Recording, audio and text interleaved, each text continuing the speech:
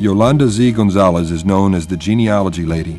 She spent nearly half a century in the library at UT Brownsville and Texas Southmost College, inspiring people to learn about their roots, to know where they came from and how they came to be here, to learn about the history of the city. Yolanda's interests in books and genealogy began at an early age. She recalled marveling at her father's genealogy work at the age of 5 and calling a family tree a magic tree. Her father taught her how to read using the newspaper. Through him, she learned to appreciate people from all walks of life because her father told her, "Never feel superior to anyone. All are the same." Yolanda became interested not in the families, but in the heritage of the families, such as its culture and traditions. She believes that before people can know themselves, they must know their history. Yolanda's excitement is genuine when she begins talking about surprises people find in the small towns they travel to find birth, marriage, and death certificates. She says not only do you learn about your family roots, but also you learn about the culture and lifestyle of these small border towns. She should know. She traced her family back to 1585 to a French-born ancestor who came to settle in what was then New Spain. In 1954, Yolanda was a student at Texas Southmost College when she began to work in the library. Then the library was the Zachary Taylor Library and was located in the Fort Brown Memorial Center. She helped organize a system of arranging and cataloging the hundreds of books being donated by the community, which was anxious to help stock the city's only library at that time. As she worked her way through the books, Yolanda would sort out those that needed mending and either sent them off to a bindery or taught students how to mend them. As she went through the shelves of books, Yolanda began to discover rare books, for which she asked permission to locate in a special place to help prevent daily wear and tear. The only place available was a corner of the library workroom, so in such humble beginnings, a great collection of archives, genealogy, local history, and rare books began. She has been the heart and soul of our library through all of its transitions, and has taught us about ourselves, about our history, and has taught this community how to value our roots. The Hunter Room is named for the late John H. Hunter, a Brownsville businessman who served on the Texas Southmost College Board of Trustees. John had quite a personal collection of books depicting the history of the lower Rio Grande Valley and northern Mexico, and he would often visit Yolanda, delighting her, showing her the latest rare find that would show up in dusty boxes. After her rare collection numbered over 100 books, it had outgrown the little corner of the workroom, and a rare book room was created. John then donated a sizable number of rare books from his own collection, and the Hunter Room was born. Today, the Hunter Room is located in the Arnulfo Olivera Memorial Library on the campus, and it continues to house the university's archives, rare books, and personal collections of the families that are given to the university.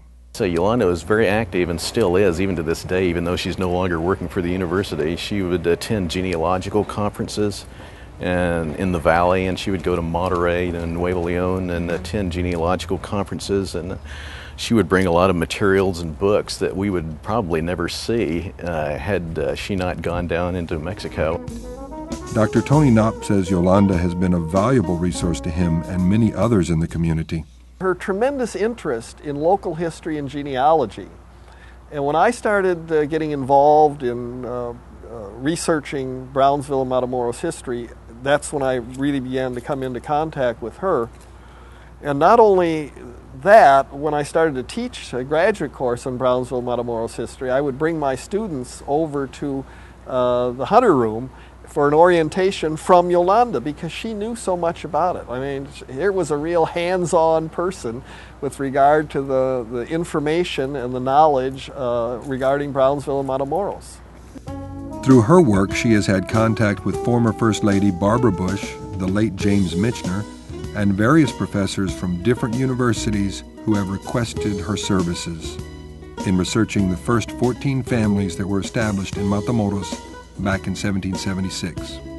she knows so many people in Brownsville. This is home to her from the early beginnings. And she knows many, many of the old Brownsville families, and her specialty is genealogy. And she knows so much about the local history of this area. It's just amazing. Perhaps Yolanda's most famous genealogy research was when she helped descendants of the Balli family trace their ancestors and their claim to the mineral rights on South Padre Island. Pearl Balli Mancias was one of the Balli heirs that found Yolanda's help invaluable. When we first started 10 years ago, there was 2,000 plaintiffs, okay? With Yolanda's help and her expertise, if you will, it came down from 2,200 plaintiffs to 175 plaintiffs. A lot of family knew they were Ballis, but actually didn't know the roots of where exactly they were coming from. And that's where Yolanda came in. She played a major part in the lawsuit. Yolanda was relentless in her research of the Balli family. If she couldn't find what she needed locally, she would pick up and go to where the information was, traveling to Camargo, Nuevo Reynosa, and many other cities located along the border. Attorneys and judges alike depended on her expertise. With her help, what started as an impossible task, tracing the lineages of thousands of claimants back to the 1700s, became manageable. Because of her work, more than 225 heirs were awarded compensation for attorney's fees, loss of mineral profits, and actual damages. It made a big difference. And not only in my case, when I used to go visit her, I would see the Longorias and the Leales and the Sayans, a lot of people that depended on her, especially after we won the lawsuit. A lot of people came to me and said, same thing happened to us. Where do I start? So she was able, after we won that lawsuit, and it broke the way it did, and so many people that happened to in South Texas. Yolanda has worked in all the departments of the library. In May of 2002, she retired after 47 years of service. Today, the library continues to receive calls asking for her and asking for her help. When she isn't helping people search for their roots, Yolanda is enjoying life with her husband, Alfonso Gomez. They knew each other as children and were reunited 20 years ago in the library, of course. Yolanda has helped many people research their family trees and continues to do so even now after her retirement. She continues to work for historical preservation in Brownsville through training others in genealogy and through her work with the Brownsville Historical Association.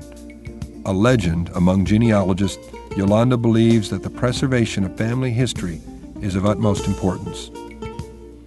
A skill Yolanda learned from her father has helped bring generations of families closer together.